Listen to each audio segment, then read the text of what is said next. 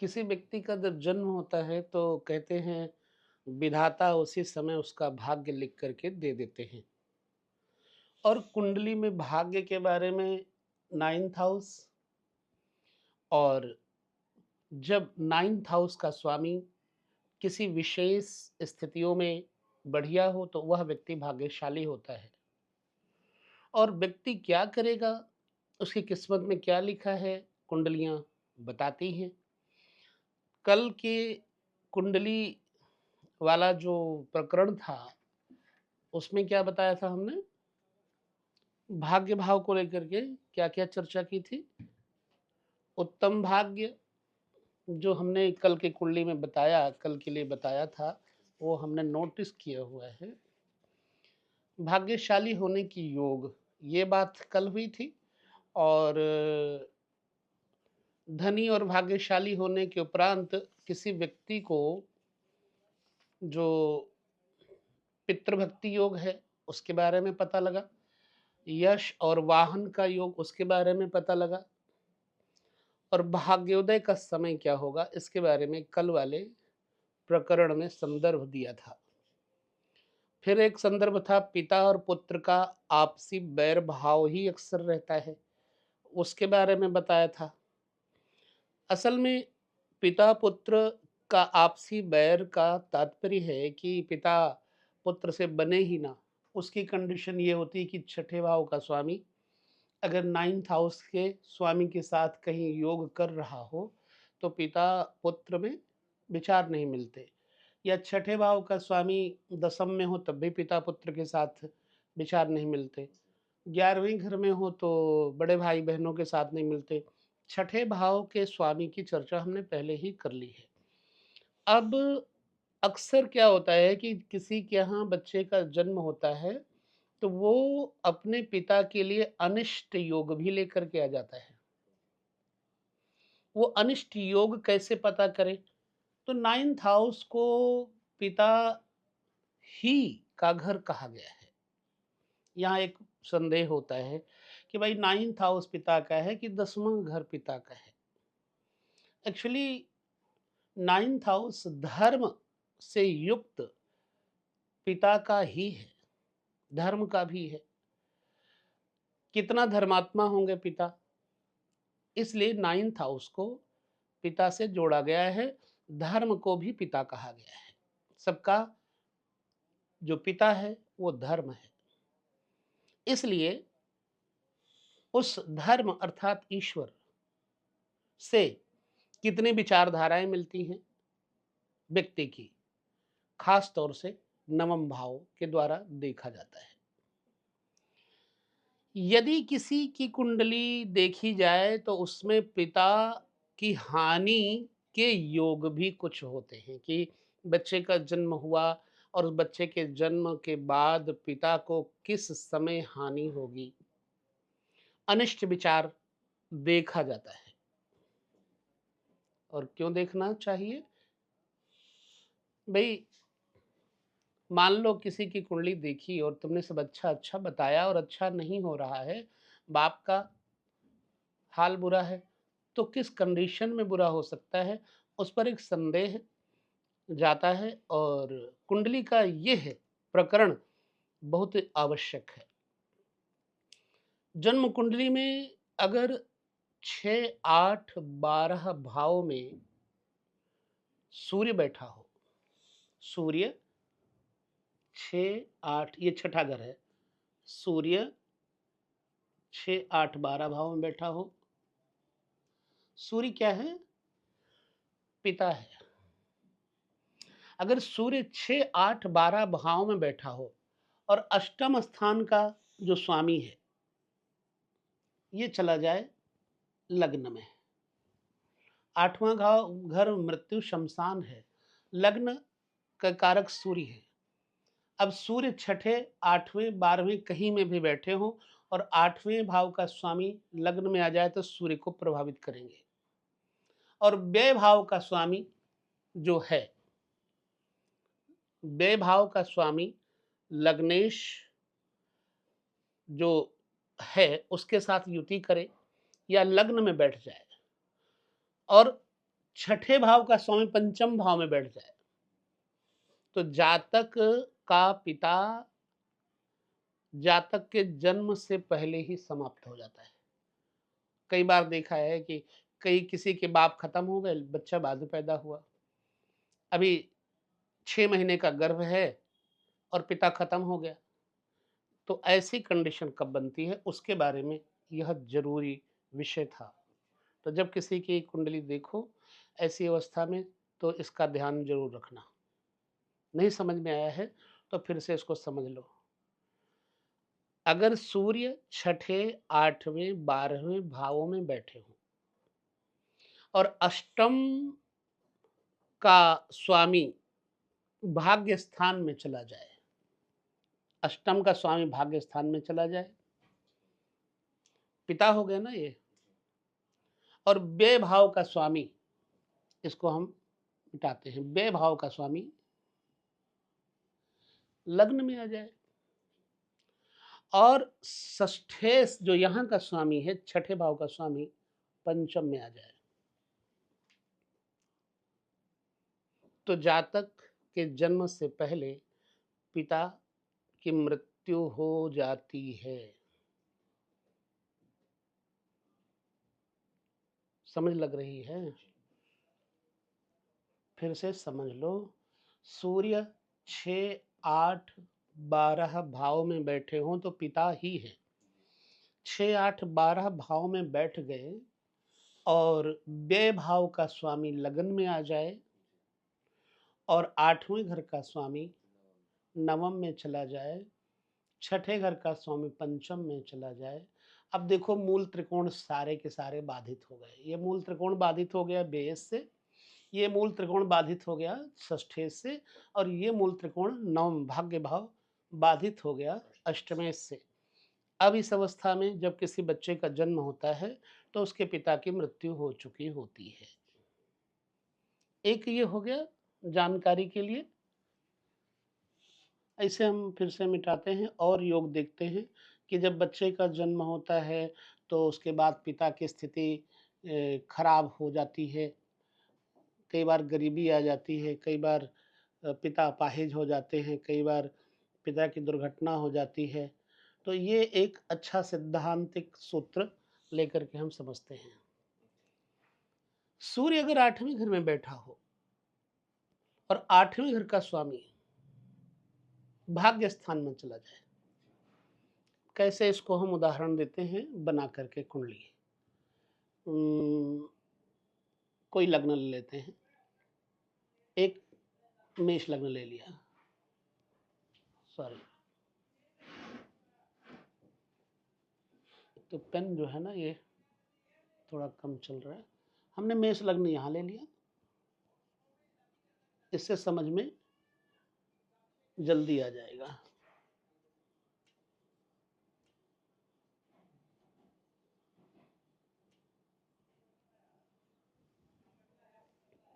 अब देखो सूर्य अष्टम भाव में बैठा हो और अष्टम भाव का स्वामी चला जाए नवम में, सूर्य यहाँ बैठे हैं और यहाँ के स्वामी मंगल लग्न के और यहाँ के स्वामी मंगल यहाँ बैठ गए। अब एक योग बन गया है, ये कुयोग कहा गया है। तो अगर इस स्थिति में देखें सूर्य अष्टम में और अष्टम भाव का स्वामी नवम में, तो पिता की मृत्यु का योग 1 वर्ष बाद बच्चे के जन्म के बाद संभव हो जाता है। किसी स्थितियों में यदि बृहस्पति आदि या सूर्य के मित्र ग्रह आदि देखते हो तो 1 वर्ष में मृत्यु न हो करके 1 वर्ष में हानि बताई जाती है। एक ये योग ये देख लिया, इसको हम कुयोग कहते हैं। तीसरा कुयोग देखो, 12 भाव का स्वामी भाग्य स्थान में आ जाए। अब इन ग्रहों को हम हटा देते हैं, दोनों को। 12 भाव का स्वामी कौन है यहाँ पर? गुरु। हालांकि यहाँ पर गुरु के आने से ये सिद्धांत लागू नहीं होगा, लेकिन कुछ कम हो जाएगा। 12 भाव का स्वामी भी गुरु है और नवम घर का स्वामी भी गुरु है, लेकिन फिलहाल हम यहाँ उदाहरण के लिए 12वें भाव का स्वामी केवल हम ले लेते हैं गुरु, ताकि समझने में दिक्कत ना हो। 12 भाव का स्वामी भाग्य भाव में आ जाए और भाग्य का स्वामी भाग्येश नीच राशि, जो भाग्य का स्वामी है, अब चूंकि यहाँ एक ही है, यहाँ और सिद्धांत मैंने पहले बोल दिया लागू नहीं होगा, किसी अन्य लग्न की स्थिति में यह लागू होगा। तो 12 भाव का स्वामी नवम में चला जाए और भाग्य भाव का स्वामी नीच में या नवमांश में हो, नीच नवमांश में, तो तीसरे और 16वें वर्ष में पिता की मृत्यु का भय बन जाता है। ये हो गया तीसरा पॉइंट।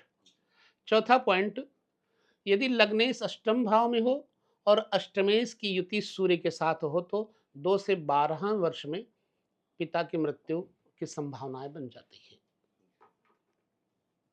लग्नेश अष्टम भाव में, यहां चूंकि लग्न मैंने मेष लिया है तो यह सिद्धांत लागू नहीं होता, फिर कहता हूं, लेकिन किसी अन्य लग्न के हिसाब से लग्नेश अष्टम में चला जाए और अष्टमेश की युति सूरज के साथ हो जाए। क्योंकि लग्नेश यहां अष्टम में जाएगा तो अष्टमेश भी तो है, किसी अन्य स्थिति में यह बन सकता है, इसलिए इसे हम देखें, किसी अन्य स्थिति में बनाकर देखें। कुछ सिद्धांत समझना है।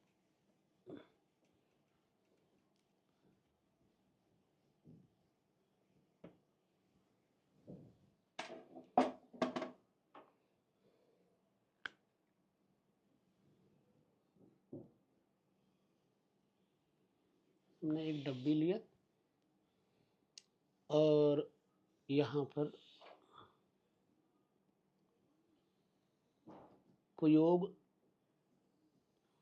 के लिए चिन्ह लेंगे किसी लग्न का,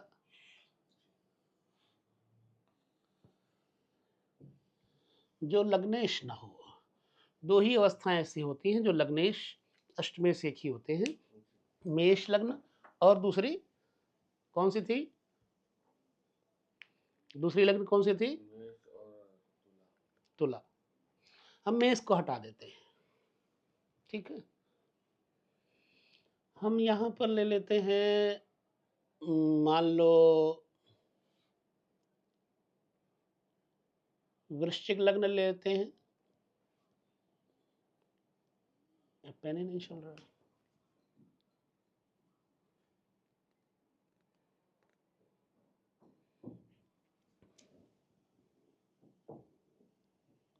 वृश्चिक लग्न ले लेते हैं समझने के लिए।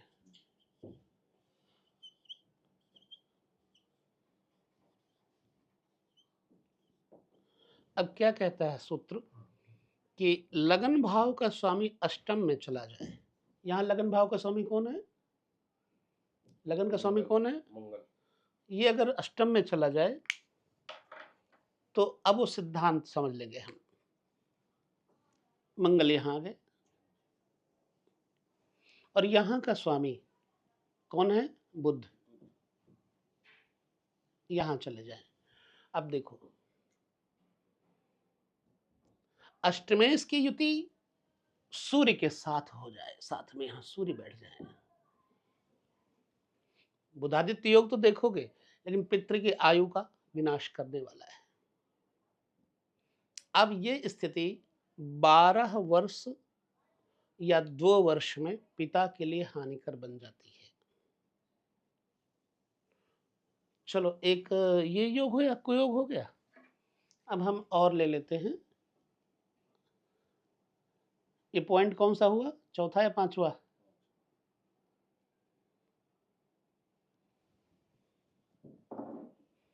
चौथा था। अब हम पांचवा सूत्र लेते हैं। केंद्र को भी समझ लेते हैं। चतुर्थ भाव में राहु बैठा हो, पंचम भाव में सूर्य हो, तो 16 या 18 वर्ष की आयु में पिता की मृत्यु का योग बन जाता है। ये हो गया राहु।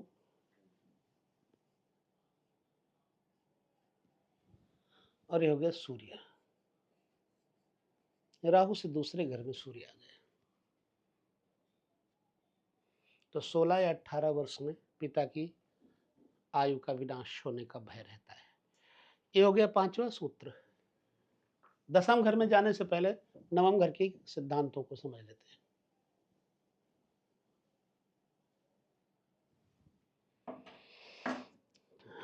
इसका विश्लेषण बाद में, और विश्लेषण बाद में विस्तार पूर्वक देखेंगे।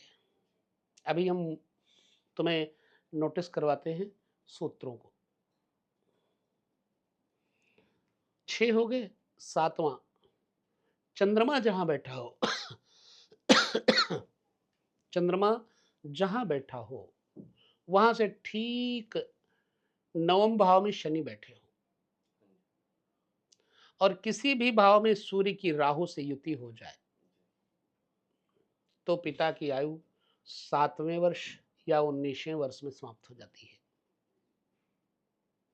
मान लो चंद्रमा हम यहां बिठा देते हैं, ये चंद्रमा हो गए, और नवम भाव यहां से गिनती करेंगे तो ये आएगा। चंद्रमा से नवम भाव में शनि की स्थिति हो, यहां शनि बैठ गए। ये कुंडली देखना ध्यान से।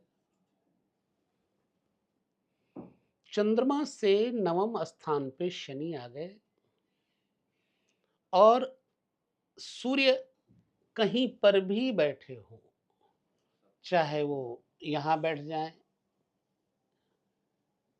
और राहु के साथ हो जाए, चाहे यहां बैठे हो चाहे यहां बैठे हो, कहीं पर भी, तो पिता की आयु कितने साल बताई मैंने?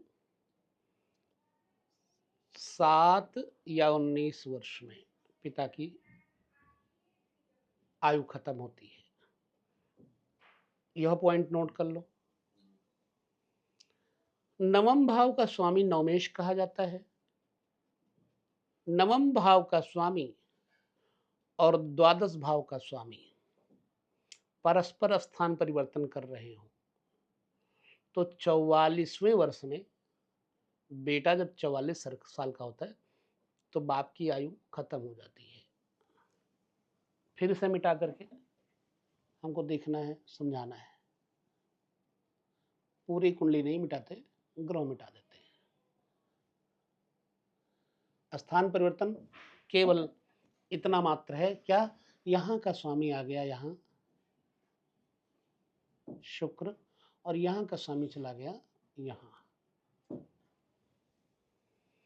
इस स्थिति में 44 साल का जब लड़का होता है, तो बाप की आयु समाप्त हो जाती है। इसको कहते हैं परिवर्तन। 12वें घर का स्वामी 9वें में हो, 9वें घर का स्वामी 12वें घर में बैठे हो, परिवर्तन योग हो गया। यह है पिता की आयु को दर्शाता है, कम कर देता है। लेकिन 44 साल का हो जाए बेटा, तो बाप मुझे लगता है कि कम से कम 65-70 साल का तो हो ही जाएगा। ठीक, एक ये हो गया। अब हम इसे फिर मिटा देते हैं। ये ब्रेन में बिठा लेना। 12वें घर का स्वामी 9वें घर में हो जाए, 9वें घर का स्वामी 12वें हो जाए। अब यहाँ अपने धन दौलत की बात नहीं है, यहाँ सिर्फ बात है आयु के लिए, पिता की आयु को लेकर के। लग्नेश अष्टम घर में बैठा हो और चंद्रमा सिंह के नवांश में हो। नवांश चक्र आगे विचार में देंगे हम। चंद्रमा अष्टम भाव में बैठा हो, ये चंद्रमा हो गए। ठीक, क्या बोला था मैंने अभी? लग्नेश अष्टमस्थ हो, सॉरी, ये मंगल को हम मिटाते हैं, चंद्रमा को मिटाते हैं, लग्नेश को ले आते हैं। लग्नेश मंगल अष्टम में बैठे हैं और चंद्रमा नवमांश चक्र में जाकर के देखें, सिंह में, सिंह के नवमांश में हो चंद्रमा, तो पिता की आयु 35 और 41 वर्ष के उम्र होती है जब बच्चे की, तो मृत्यु का योग बना देता है पिता के लिए। स्पेशल कोई पूछता है कि पिता की आयु के बारे में, तभी यह योग तुम्हें नोटिस रखने हैं। बाकी आगे नवमांश में बहुत सारे योग कुयोग देखे जाएंगे। ये हो गया 8वां सूत्र। अब चलिए एक सिद्धांत और। सूर्य 10वें भाव के स्वामी हैं। यहां पर सूर्य 10 में होकर के शनि और मंगल से युक्त हो। सूर्य 10वें भाव के स्वामी शनि और मंगल के साथ बैठे हों,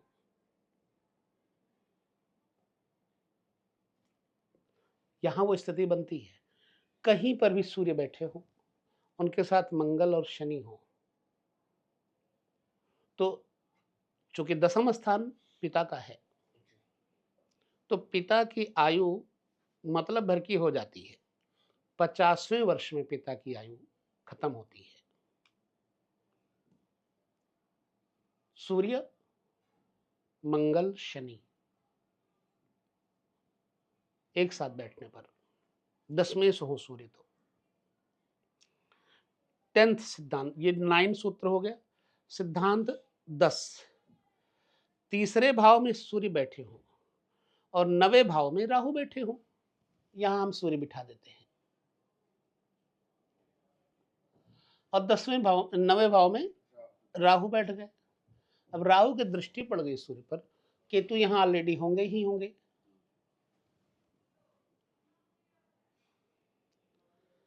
तो छठे या 25वें वर्ष में पिता के लिए घात होता है। सूर्य यहां गए, राहु से दृष्ट, केतु से युक्त हो गए, तो यह ऐसी स्थिति बन जाती है। सूत्र नंबर 11। सूत्र नंबर 11 क्या कहता है, इसे समझना है। सप्तम या अष्टम भाव में शनि बैठे हों,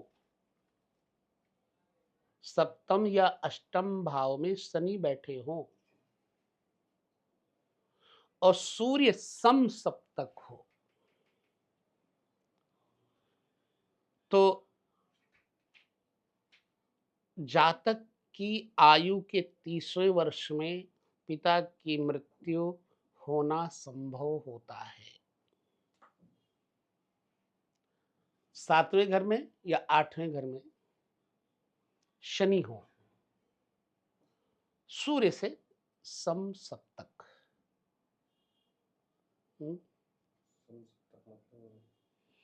सम सप्तक मान लो यहां पर और यहां पर, यहां पर और यहां पर, इसके कुछ डिग्रियां होती हैं। सूर्य अगर 21 डिग्रियों पर हो तो पिता के लिए नुकसान होता है। ठीक, भाग्य का स्वामी नीच राशि में बैठा हो, 9th हाउस का स्वामी नीच राशि में हो और भाग्य का जो नियंत्रक ग्रह है 9वें भाव में हो, तो 26 से 33 वर्ष में पिता की आयु समाप्त हो जाती है। ये सूत्र लागू होता है यहां पर। अनिष्ट कारक सूत्रों को लेकर के ही हम आगे और बढ़ते हैं। कितने पॉइंट लिए थे मैंने? 13। अब एक बात यहां जरूर नोट कर लेना, 13वें पॉइंट को, ज्योतिष शास्त्र ने मृत्यु का अर्थ देहावसान ही नहीं बताया गया है कि देह खत्म हो जाए तभी मृत्यु होगी। उस तरह के कष्ट भी हो सकते हैं, मृत्यु तुल्य कष्ट भी हो सकते हैं। पीड़ा या क्लेश, मानसिक तनाव, संताप, दुर्घटना आदि का भी बोध कराता है।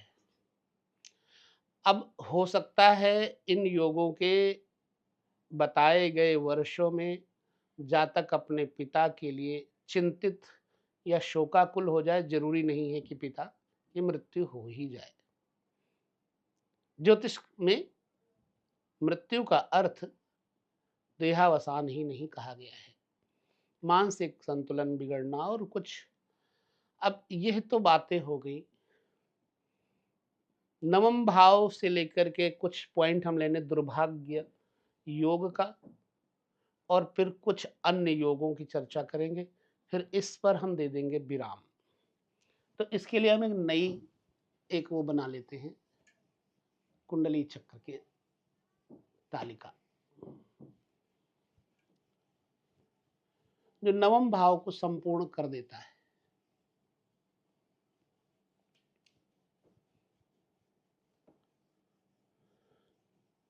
सम सप्तक पर तुम्हारे प्रश्न का अर्थ ये बता देता हूं, बराबर बराबर बैठे हो, सम सप्तक, तो वो स्थितियां बनती हैं। अब एक कुंडली हम यहाँ निर्मित करते हैं, दुर्भाग्य योग और कुछ अन्य योग जो नवम को लेकर के बहुत ही आवश्यक है।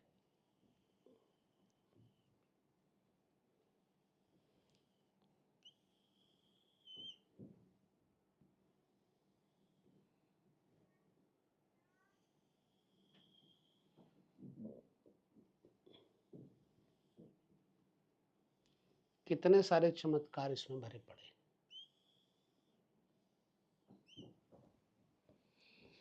ये हो गई कुंडली। अब यहां से हमको दुर्भाग्य योगों का भी एक सूचना ले लेना है।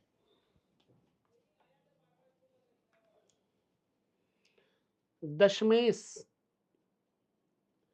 हीन बली हो, बलवान ना होकर कमजोर हो, और तृतीयेश के साथ बैठा हो,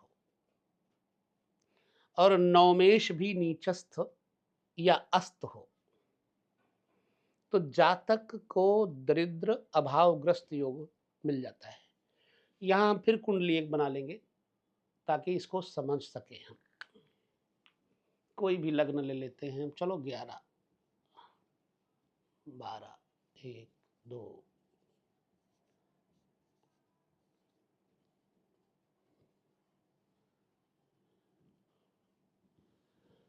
ठीक है। लग्न क्या है यहां पर? कुंभ। दशम भाव का स्वामी मंगल है यहां पर। दसम भाव का स्वामी मंगल है, मान लो हीन बलि तृतीयेश से युति हो जाए, यहाँ तृतीयेश और अष्टम दसवें से एक ही हो जाएंगे, तो यहाँ वो बात नहीं बनती। कोई अन्य लग्न निर्धारित करे तो संभव है। दशमेश को हीन बलि देखो, तृतीयेश के साथ बैठा हो, और नवम भाव का स्वामी ये शुक्र है। यहाँ पर शुक्र नीच का कहाँ हो जाएगा? यहाँ पर तृतीयेश और दशमेश, तृतीयेश मंगल ना होकर कोई और होता और दशमेश हीन बलि होकर एक जगह बैठे होते, तो व्यक्ति का दारिद्र्य योग हो जाता। अगर राहु पंचम भाव में बैठे हैं और पंचम भाव का स्वामी या फिर भाग्य भाव का स्वामी नीचस्थ या अस्तंगत हो, तो जातक अभागा होता है। यहां हम दुर्भाग्य योग की चर्चा कर रहे हैं। राहु पांचवें भाव में बैठा हो और पांचवें भाव का स्वामी या फिर भाग्य भाव का स्वामी, ये भी भाग्य है, ये भी भाग्य है। यहां से गिनती करेंगे तो भाग्य का भाग्य है ये, यहां से गिनती करेंगे तो भाग्य है, तो ये भी भाग्य है, ये भी भाग्य है। अब ये दोनों खराब हो जाए, नीचस्थ हो जाए, तो जातक मनुष्य अभागा होता है।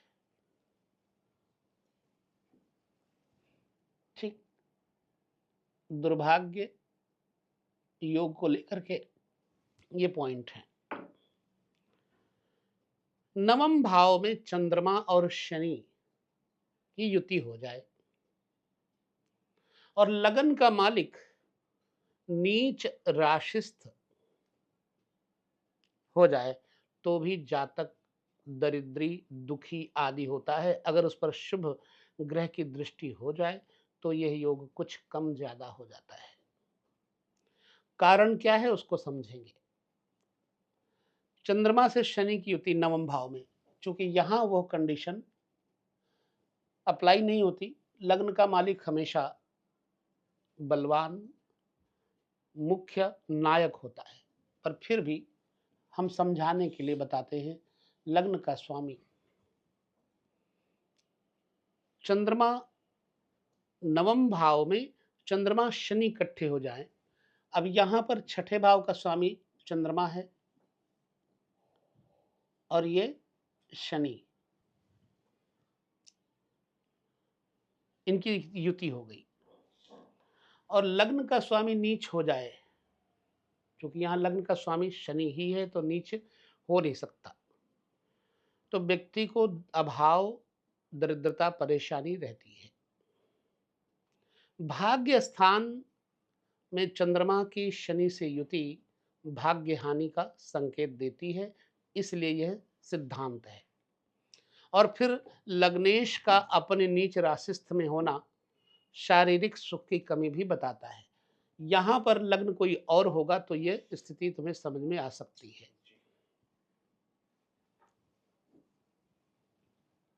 सिद्धांत को समझने के लिए मैंने बोला है।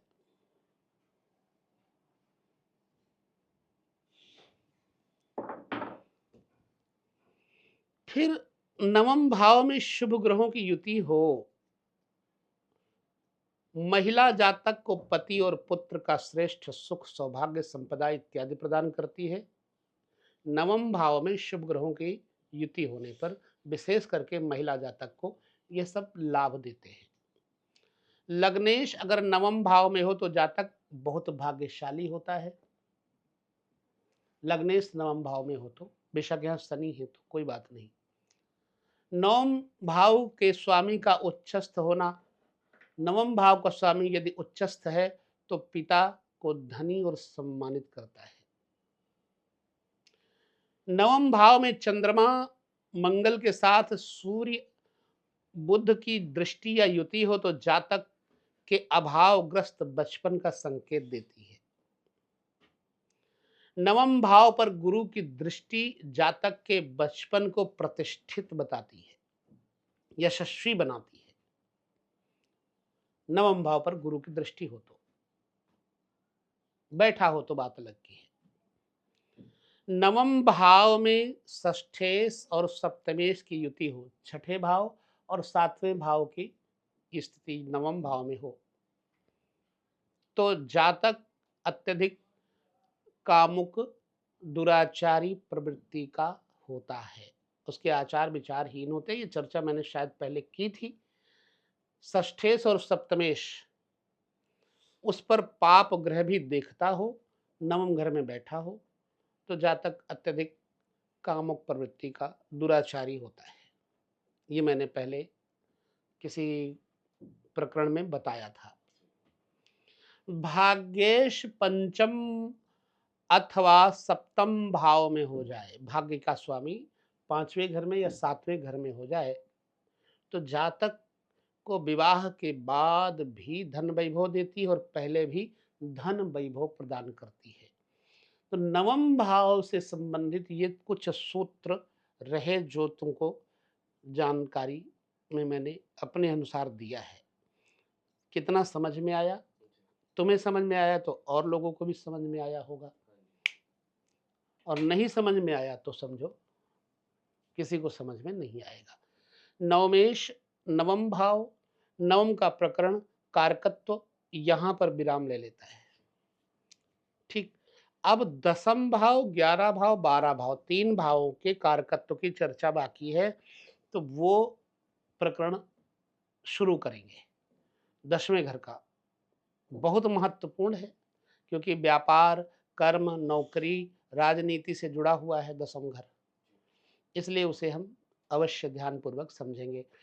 जब 12 भावों के कारकत्व की चर्चा हो जाएगी, फिर उन पर चुन-चुन करके अपने दिमाग से कुंडलियों का, किसी भी कुंडलियों का सामने रख कर के अनावरण करना, यह प्रकरण होगा।